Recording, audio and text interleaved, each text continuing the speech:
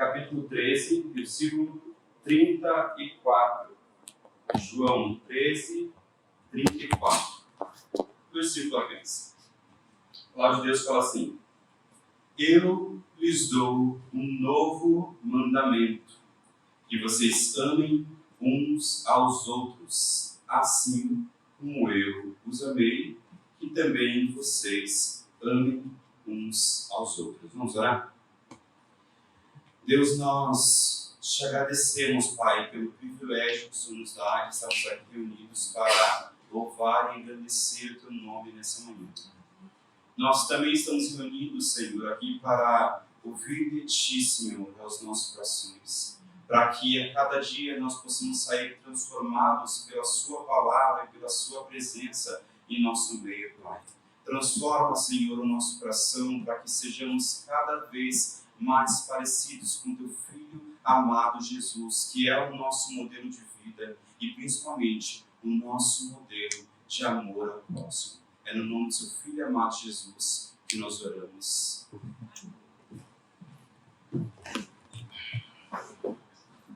Nós estamos continuando a série de sermões chamada Uns aos Outros, e que diz respeito aos inúmeros mandamentos recíprocos que a Bíblia nos apresenta, onde eu amo e eu também sou amado. Isso significa reciprocidade.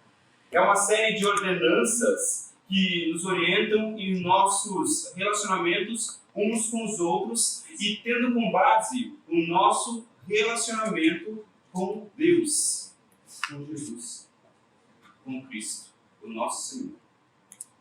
Quando nós somos salvos, havia mais no propósito de Deus do que apenas nos livrar da escravidão do pecado. Ele estava formando para si um povo, uma nação.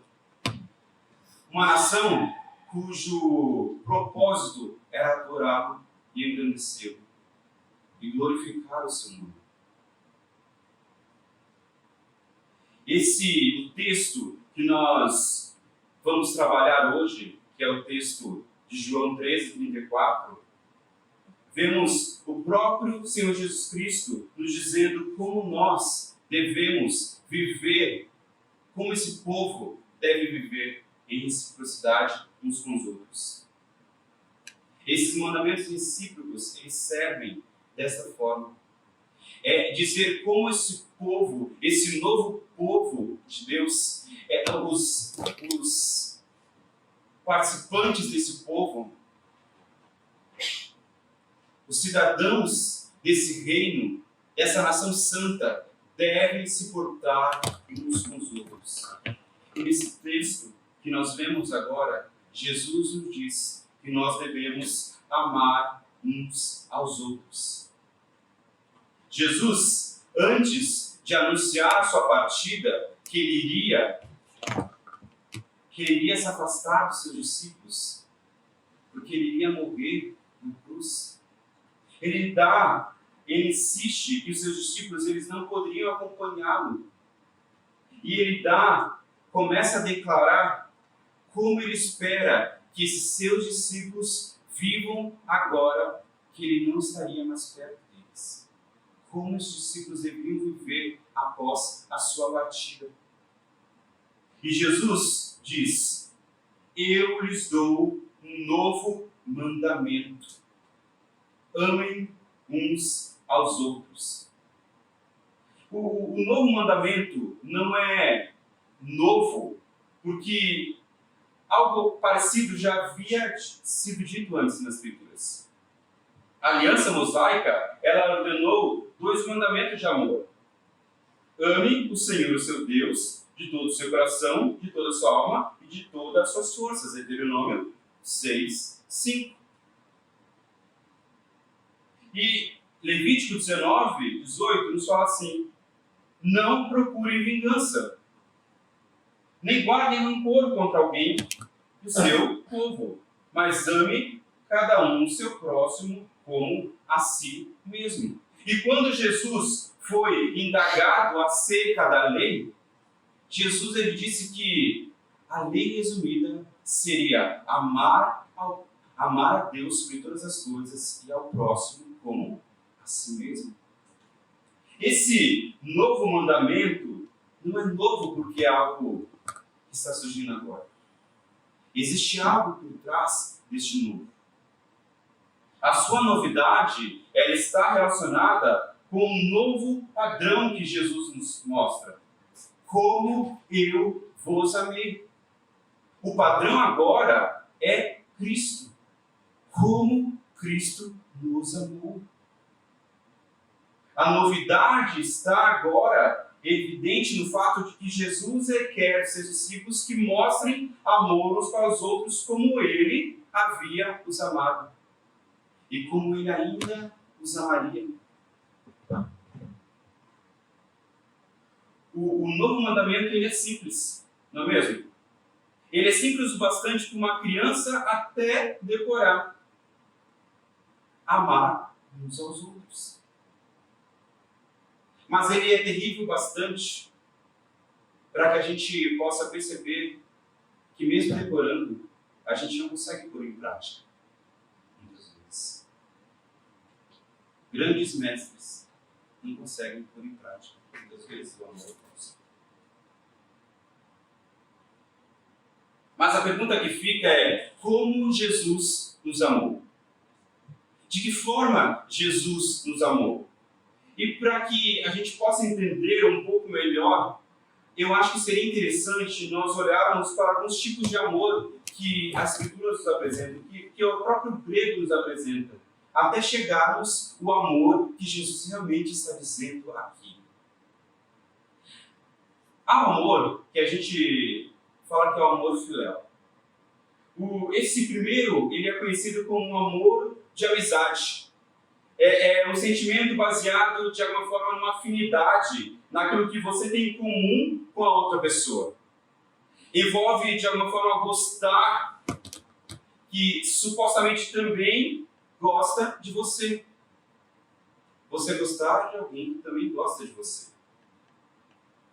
E esse tipo de amor é um amor que, de alguma forma, depende disso. Depende de que você goste dessa pessoa para que ela continue gostando de você. É amor que é circunstancial. Há um outro tipo de amor, que é o amor storge. E esse segundo amor ele é conhecido como um amor familiar, que é muito parecido com o amor amizade, mas que também é um sentimento, mas que de alguma forma é um sentimento de compromisso. É um sentimento que uma pessoa que faz parte da sua vida há muito tempo e que normalmente você não escolhe que aquela pessoa faça parte da sua vida. É um sentimento que ele nasce e ele perdura com a presença. Por isso que esse amor normalmente é direcionado a amigos de infância e até mesmo familiares, pessoas do seu próprio sangue, que estão ali presentes na sua vida. E que esse amor pode crescer quanto mais você estiver presente na vida do outro. Mas é um amor também circunstancial. Se você se afastar, esse amor diminui. Há um outro amor, que é o amor eros. Esse terceiro amor, ele envolve paixão, desejo. E geralmente ele é baseado numa atração física e no desejo sexual. É um amor que tem um aspecto mais egocêntrico, por assim dizer. Você ama a pessoa por causa do prazer que ela pode te proporcionar. É um amor em que você quer, de uma forma, tomar posse de alguém, que pode acontecer mesmo sem um contato físico até mesmo. É aquilo que Jesus fala. Você olhando e desejando, você pode pecar. É esse tipo de paixão, esse tipo de desejo, esse tipo de amor que é o amor eros. Mas nenhum desses amores é o que Jesus está se referindo aqui. E é interessante a gente pensar por que não pode ser o amor filéu, por que não pode ser o amor storge, por que não pode ser o amor eros. Que Jesus e que Deus nos ama. Não foi com amor filéu, porque Cristo morreu em nosso favor quando ainda éramos inimigos de Deus, quando ainda éramos pecadores. Romanos 5, 8. Deus prova o seu próprio amor para conosco pelo fato de ter Cristo morrido por nós, sendo nós ainda pecadores. Ou seja, neste momento, nós não éramos amigos de Deus. Nós éramos inimigos de Deus. Deus nunca poderia nos amar com amor filéu, porque nós éramos seus inimigos. Sendo assim, não pode ser o amor amizade.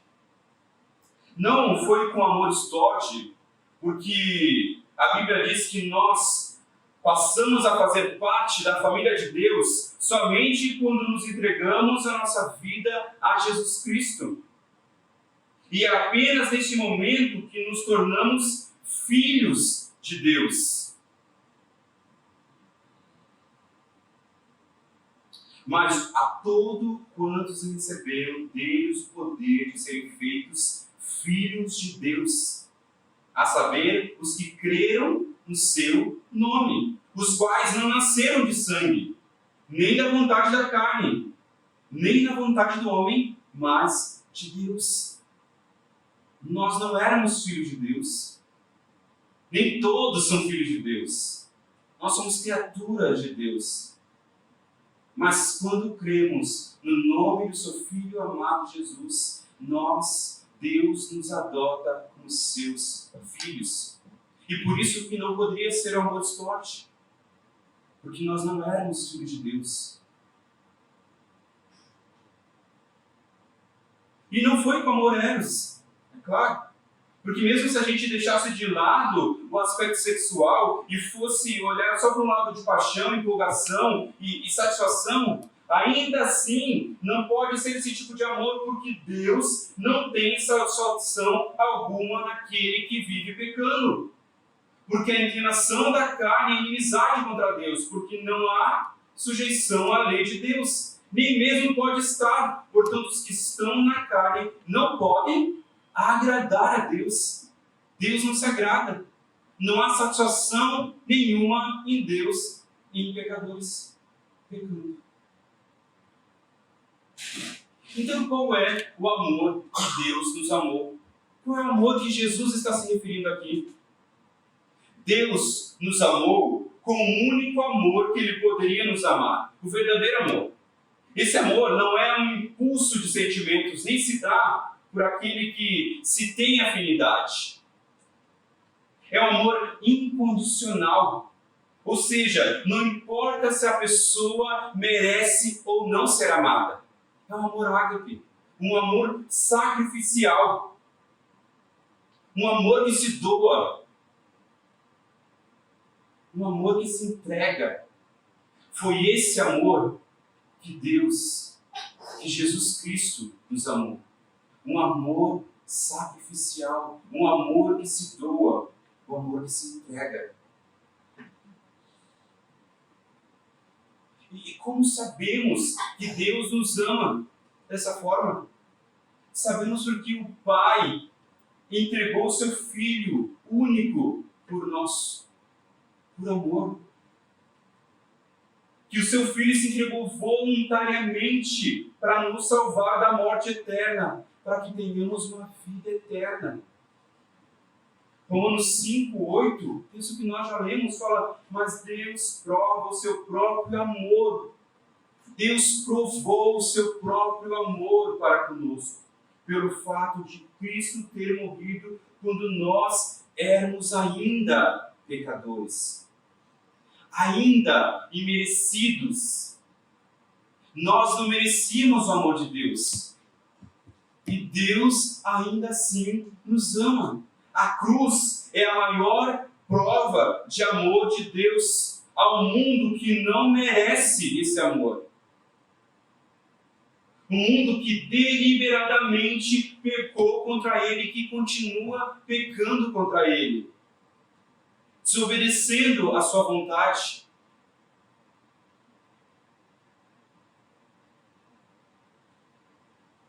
E continuaríamos assim, se não fosse Deus mudar o nosso coração, tirar o coração de pedra e nos dar um coração de carne, iluminar a nossa mente para entender as coisas de Deus e mudar a nossa vontade.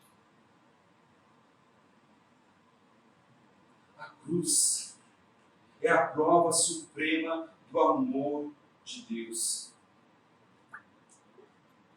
Do amor do Pai e do amor do Filho.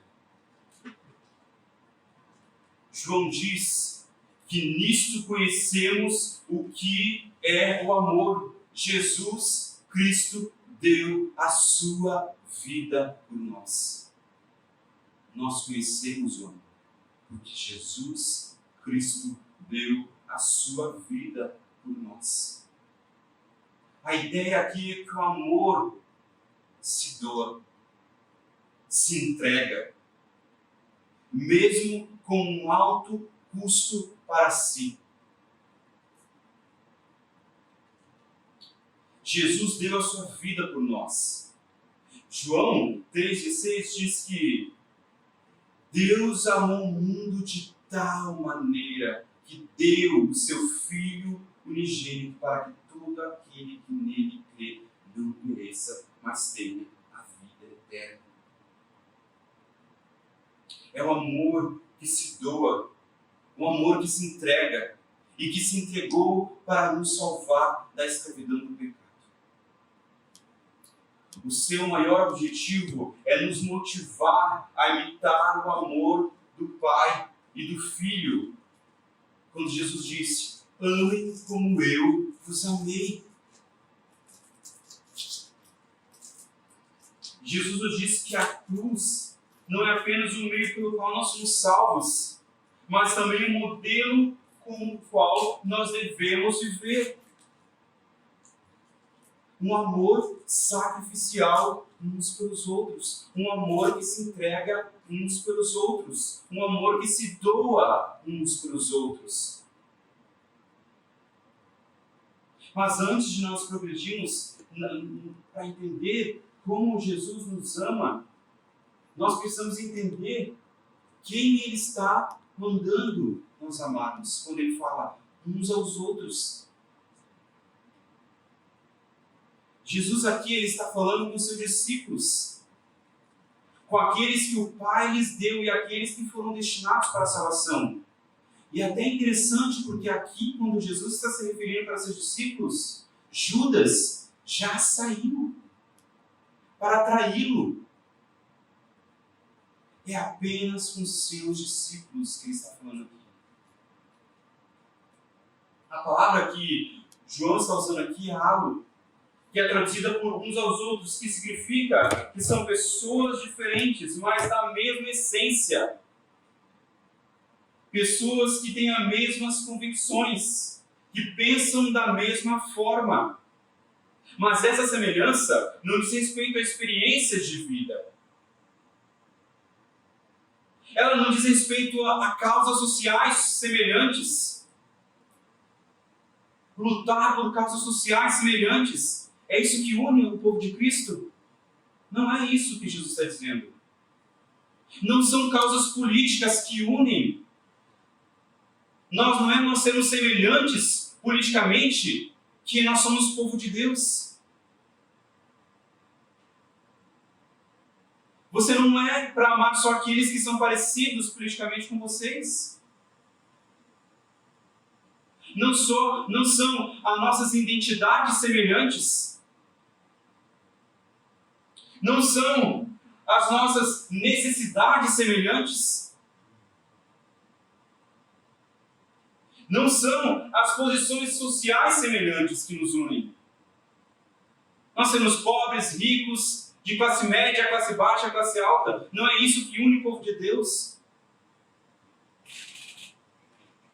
E por que eu estou dizendo isso agora? Porque há muitas igrejas que se formam hoje em dia por semelhanças deste modo. E mesmo que a igreja não esteja semelhante desse modo, há panelas dentro da igreja que se unem para ficar nos seus semelhantes. Só que pensam iguais. que têm estilo de vida parecido, necessidades parecidas, que pensam politicamente parecido. Há igrejas hoje em dia de skatistas, igreja de surfistas, igreja de jovens profissionais, igreja que só tem pessoas idosas, igreja de artistas, igrejas elitizadas, igrejas mais intelectuais. Para todos os gostos. Como se o povo de Deus fosse marcado por aquilo que eu quero ser parecido. Onde eu estou buscando, estou usufruindo daquilo que é parecido.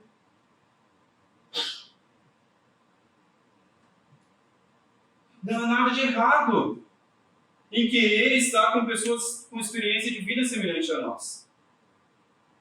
Não há nada de errado. Isso é até totalmente natural, que jovens se juntem, por exemplo, que crianças fiquem juntas, que casais eles fiquem juntos. Mas se nós estamos edificando uma comunidade cristã por causa dessas semelhanças,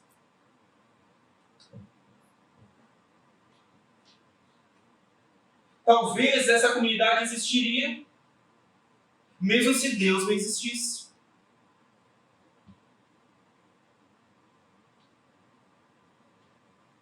Essa comunidade, este pensamento, fala muito pouco acerca do Evangelho de Deus. Na comunidade que revela o Evangelho de Deus, o amor de Deus, muitos relacionamentos jamais existiriam se não fosse a verdade e o poder do Evangelho. Pois, apesar de terem pouco em comum, no que diz respeito às preferências pessoais e gostos pessoais, tem algo que é muito maior que os une. O sangue de Cristo. Eu, brasileiro, branco, urbano, tenho muito mais em comum com, por exemplo, um angolano rural do que um irmão de sangue que não crê em Cristo Jesus. Porque aquilo que nos une é muito maior do que o sangue até mesmo. Ou deveria ser. Nesses tempos polarizados que nós vivemos hoje. Onde nós só amamos aqueles que são semelhantes a nós. E muitas vezes demonizamos aqueles que são diferentes.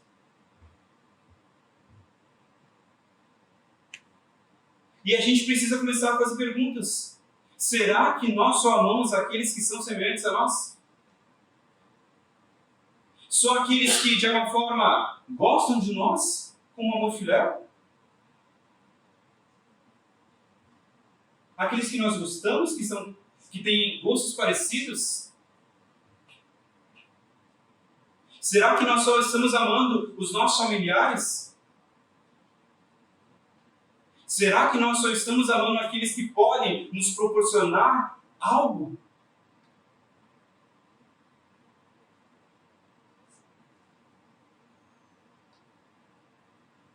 Será que nós estamos amando somente aqueles que aos nossos olhos merecem ser amados?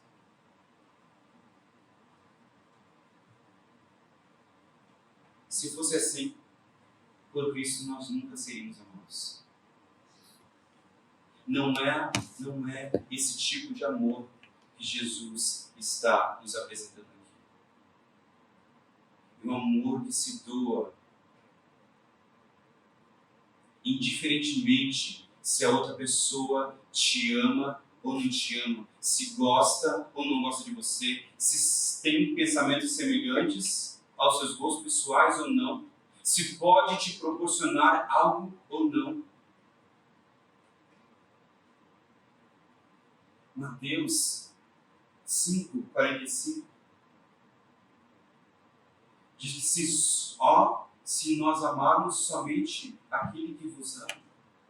Que recompensa nós temos? Que tipo de amor é esse?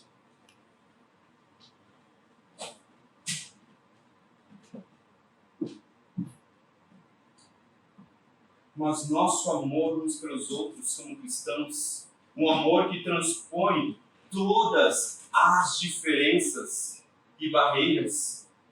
Paulo não nos fala apenas de sentimentos afetuosos, de ser gentil, mas a prova real e prática de que o amor que nós amamos e aceitamos não é o amor como o mundo nos mostra, mas é o amor que se doa. Quando ele fala, ele provou o seu amor. É um amor que cuida, é um amor que prova, que dá a provisão, que dá o socorro, um amor que incentiva, um amor que até mesmo exorta, que disciplina. A disciplina, a exortação também é um tipo de amor. E muitas vezes nós não disciplinamos o nosso irmão e nós não exortamos o nosso irmão porque a gente não o ama o suficiente. Porque se o amássemos, não deixaríamos que ele continuasse pecando.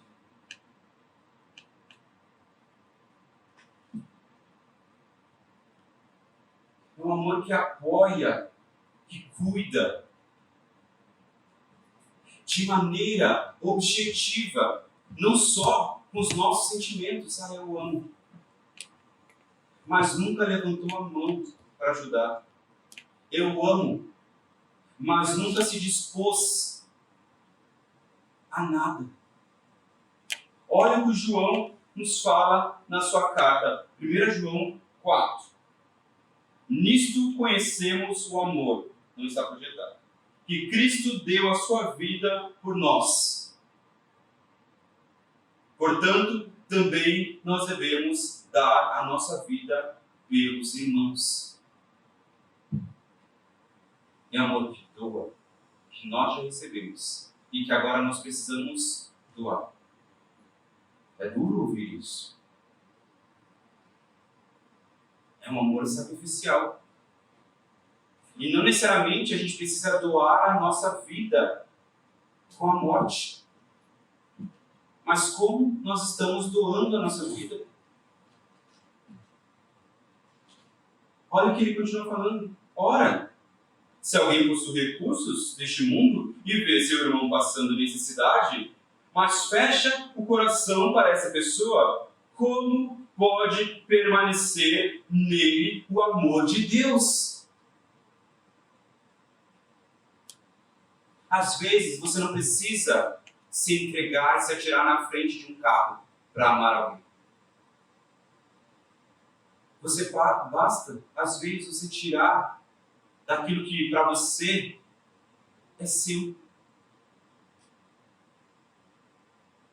Por exemplo, recursos financeiros. Se a gente vê um irmão passando necessidade e nós não ajudamos, João diz, o amor de Deus não permanece em nós. Filhinhos, não amemos só de palavra,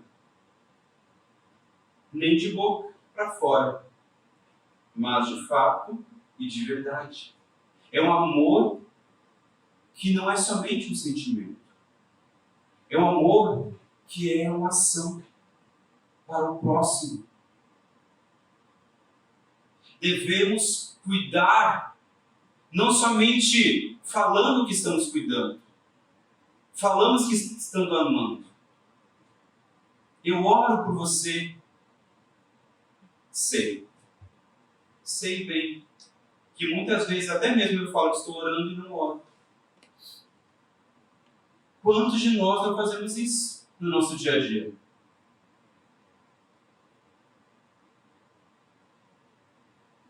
Quantos de nós falamos que amamos o próximo, mas não conseguimos levantar da cadeira para cuidar do outro?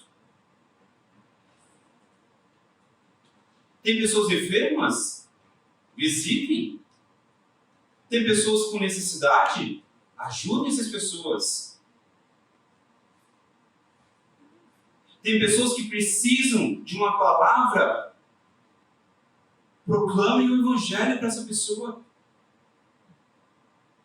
Como eu disse antes, tem uma pessoa que está pecando, ame a ponto de exortá-la. Não somente de boca para fora. Esse não é o amor de Cristo. O amor de Cristo é um amor que se doa.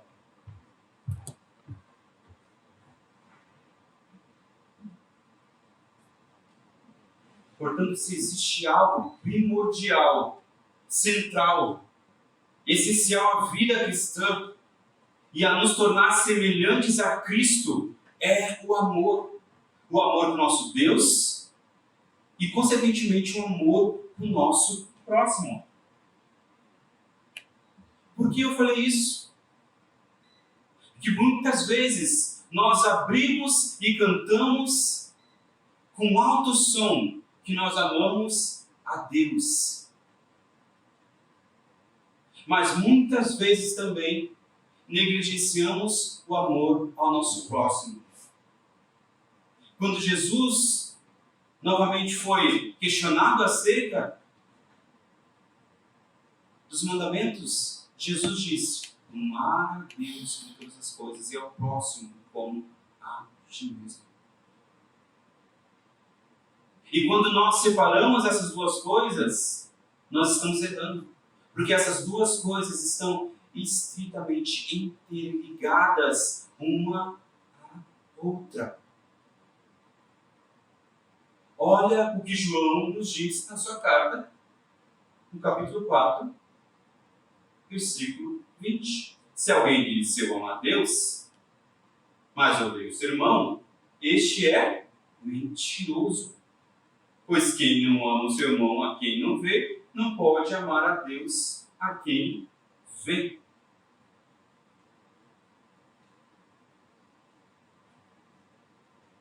Este é o padrão que Deus coloca. Você ama a Deus? Nós cantamos hoje sobre o amor a Deus. Nós amamos a Deus. João nos fala, então, ame o seu próximo. Como é impossível você dizer que ama a Deus, que você não vê, que não está na sua frente. Mas a própria semelhança dele, a sua imagem que está na sua frente, aquele que deveria representar a ele, você não consegue amar.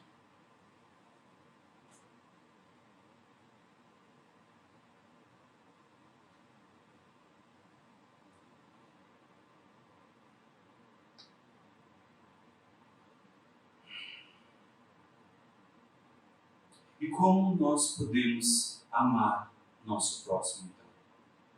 É difícil. Eu sei. Eu reconheço. É difícil. Principalmente alguns. Mais difícil do que outros. Bem mais. Mas se nós temos dificuldade de amar o nosso irmão, como é muito comum acontecer, há algumas coisas que nós podemos fazer para que isso mude. A primeira coisa é nós irmos à fonte do amor. O próprio Deus. E pedir ajuda, que Ele nos preencha deste amor. Que nos encha deste amor. Ninguém pode amar sem ser amado. 1 João 4, 19 diz: não amamos, nós nos amamos porque Ele nos amou primeiro.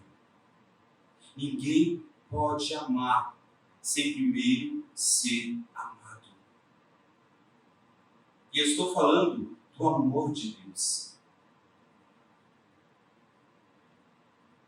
Sem antes Deus preencher os nossos corações com a certeza de que Ele nos amou. E com isso, nós só podemos amar uns aos outros de fato quando nós entendemos que este amor não vem de nós. Nunca poderia vir de nós. Este amor é uma disposição produzida somente pelo Espírito Santo em nós, em nossa vida, na vida daqueles que nasceram de novo, que têm um relacionamento de comunhão com Deus. O Deus que é amor. Quando nós temos uma comunhão com Deus, eu estou falando aqui do nosso tempo com Deus. Negligencie o seu tempo com Deus e tente amar o próximo. Você pode até conseguir até certo ponto, mas esse amor certamente não vai ser um amor sacrificial, é um amor circunstancial. Porque a fonte do verdadeiro amor é Deus. Segundo, que está ligado ao primeiro, é o Espírito de Deus produzir em nós, através da sua palavra, essa transformação.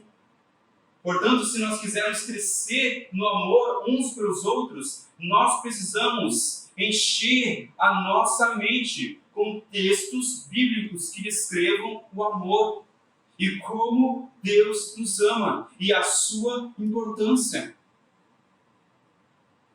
1 João é um ótimo livro para nós pensarmos. O livro de João também.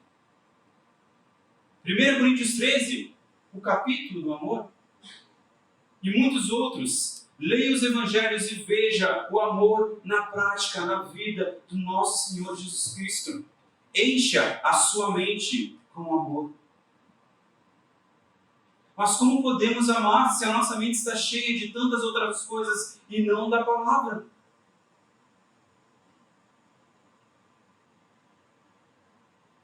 A terceira coisa que nós devemos fazer, e que está ligada tanto com a primeira quanto com a segunda, é orar para que o Espírito Santo aplique em nós a palavra e no nosso coração e na nossa vida diária.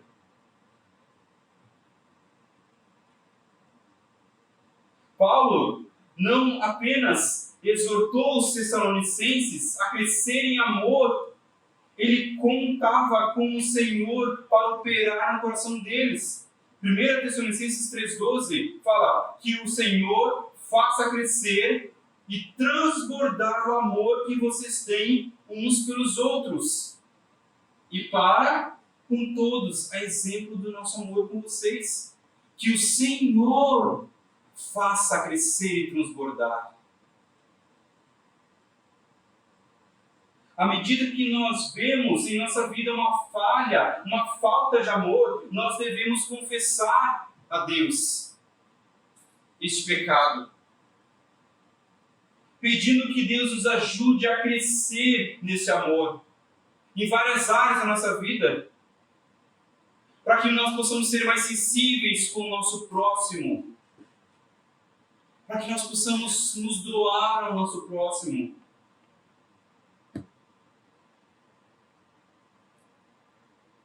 E a outra coisa, nós devemos obedecer. Ele nos diz: te dou um novo mandamento. Amem uns aos outros. Como eu os amei, amem uns aos outros. Como eu disse, qualquer criança consegue decorar esse mandamento. Amem uns aos outros. Nós devemos obedecer à palavra de Deus. Se nós cremos na palavra, que ela é viva e eficaz, e que ela é a palavra de Deus, nós devemos obedecer, mesmo que pareça difícil.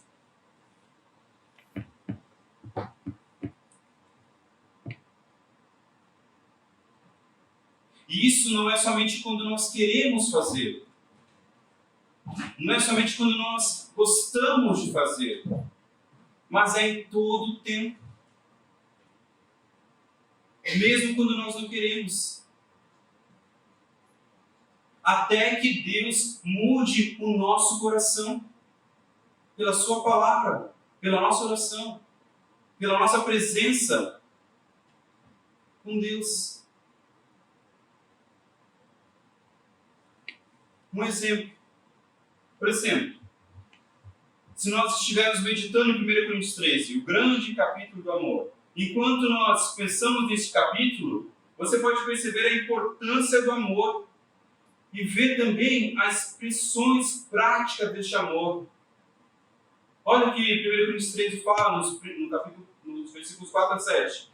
O amor é paciente e bondoso. O amor não se arde em ciúmes, não se envaidece, não é orgulhoso, não se conduz de forma inconveniente, não busca os seus interesses, não se irrita, não se ressente do mal. O amor não se alegra com a justiça, mas se alegra com a verdade. O amor tudo sofre, tudo crê, tudo espera e tudo suporta. Daí você pergunta para si mesmo: sou impaciente?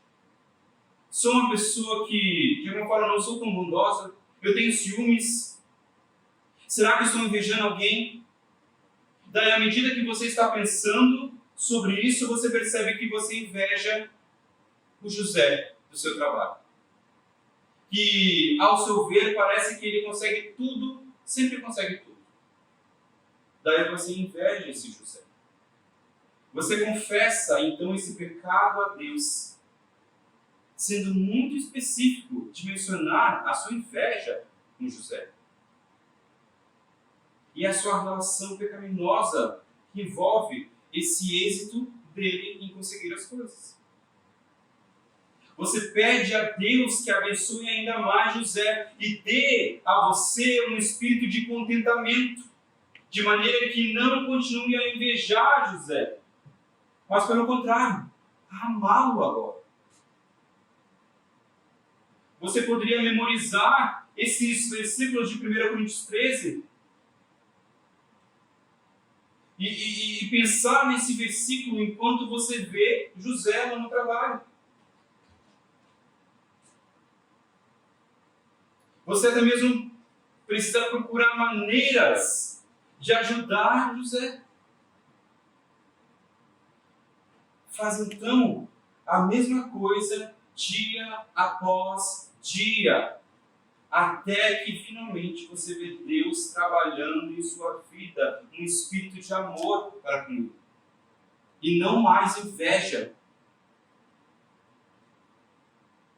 É assim que Deus trabalha. Mas é mais fácil invejar.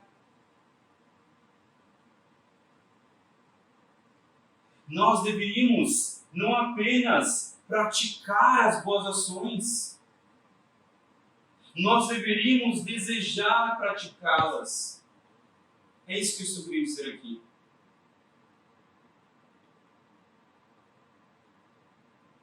Nós deveríamos nos ajoelhar para que Deus coloque esse amor em nossos corações, a ponto de nós desejarmos amar o nosso próximo, e não invejar, e não fazer mal, e não se orgulhar, e não se envaidecer, como o texto fala aqui, e não buscar o nosso próprio interesse.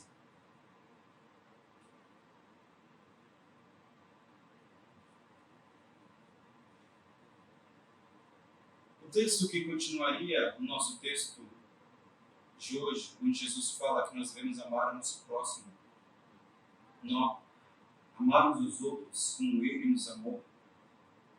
Versículo 35 nos fala algo extremamente importante. Eu lhes dou este novo mandamento, que vocês amem uns aos outros. Assim como eu vos amei, que também vocês amem uns aos outros. Olha agora. Nisto, todos conhecerão que vocês são meus discípulos, se vocês amarem uns aos outros.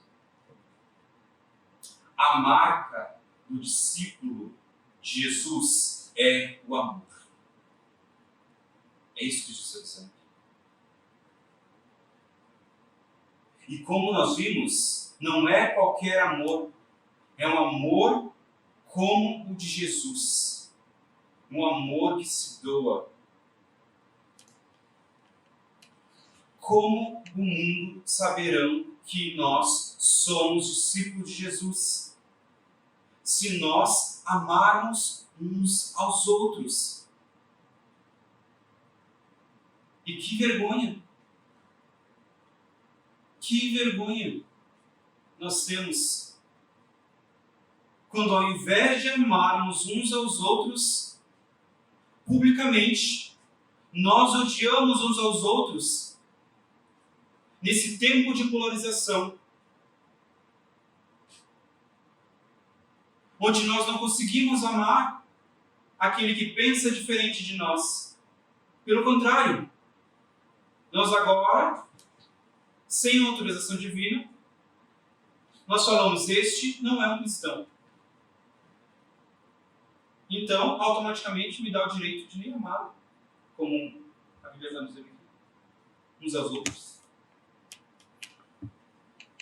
É um pagão. Que vergonha. Que vergonha. Que vergonha quando os próprios discípulos fazem com que os outros não cheguem a Deus. Isso não é algo de hoje. Quantas vezes a multidão quis chegar a Jesus e os seus discípulos afastaram? Não chegue perto do Mestre. Quando nós agimos assim, publicamente até, o que nós estamos falando para o mundo? Este não é o amor de Deus. Este não é o amor de Deus. O amor de Deus é o amor que se entregou por aquele que não merecia ser amado. O amor genuíno, o amor profundo, o amor constante, o amor autossacrificial uns pelos outros é a marca do cristão. Sempre será a marca do cristão.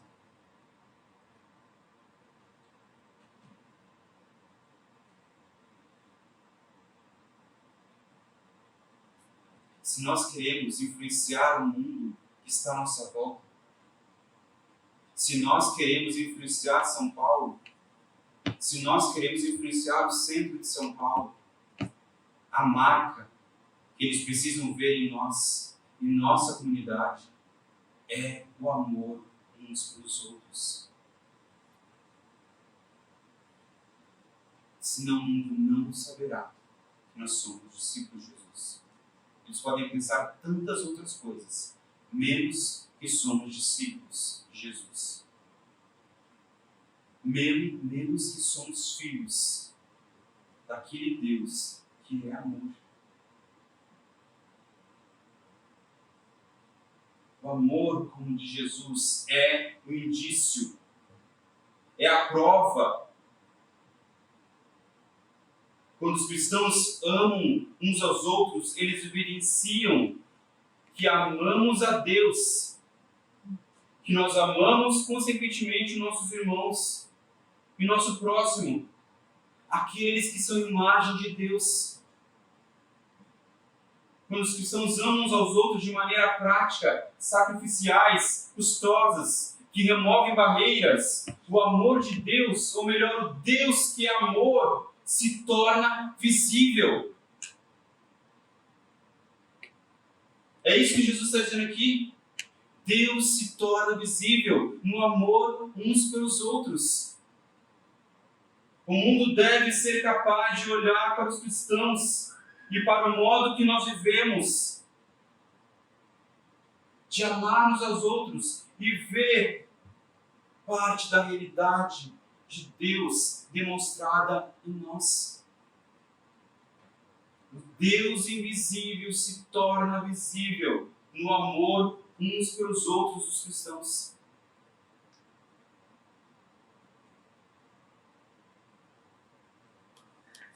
nós devemos ser a prova viva do nosso Deus que é vivo e que nos transformou.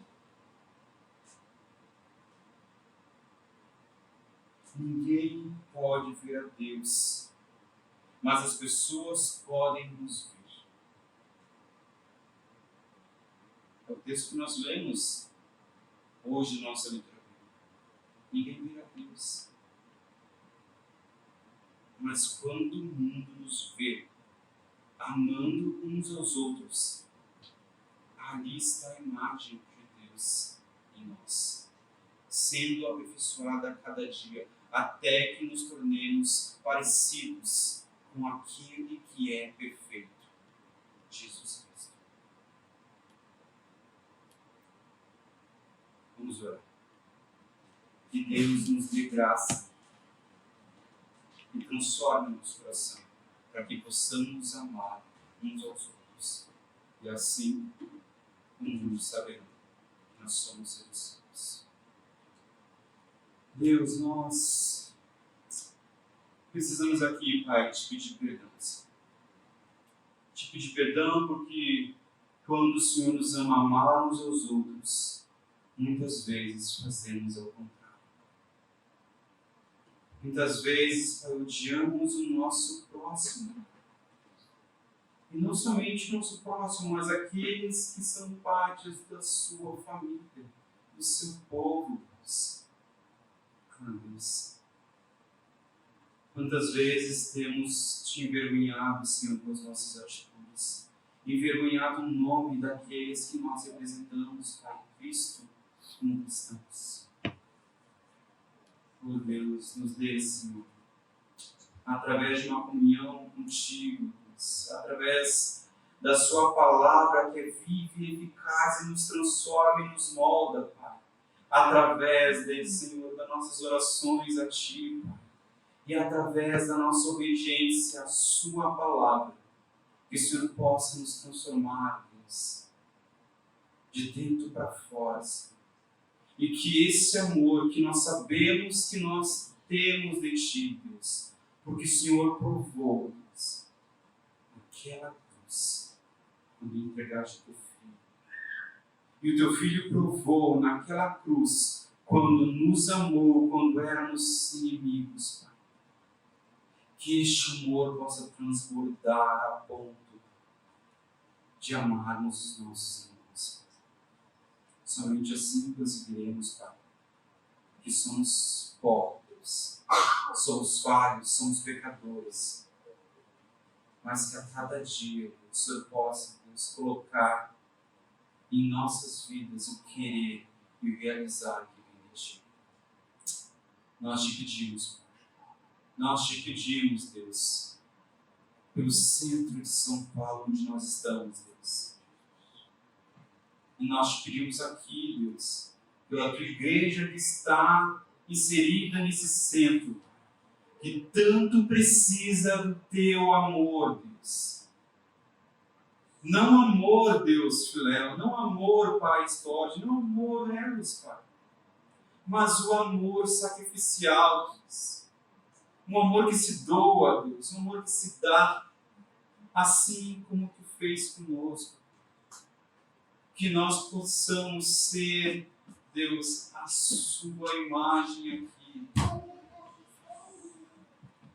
Deus, nós te pedimos, Senhor, que essa comunidade a cada dia cresça em amor, Deus, a ponto de o mundo e que o centro possa olhar e dizer: nossa, Pai, esta igreja realmente é uma igreja de discípulos de Jesus, porque eles amam uns aos outros. Meu Deus, tira, Senhor, o nosso coração egoísta, Deus, um coração invejoso, um coração que quer mal, Pai, um coração que não consegue olhar além de si mesmo, para que possamos olhar aqueles que não somos nós, mas que é a imagem de Deus. Nós te pedimos, Senhor, transforma o nosso coração, Pai, para que essa comunidade seja uma comunidade, Senhor, que representa Deus, um Deus vivo e verdadeiro que transformou aquele povo. Um povo que é a nação santa. Um povo, Deus, que é composto por toda língua, povo e nação. Deus. Não porque tem semelhanças e gostos parecidos, mas porque o sangue de Cristo um dia nos lavou. É no nome do seu Filho amado Jesus, aquele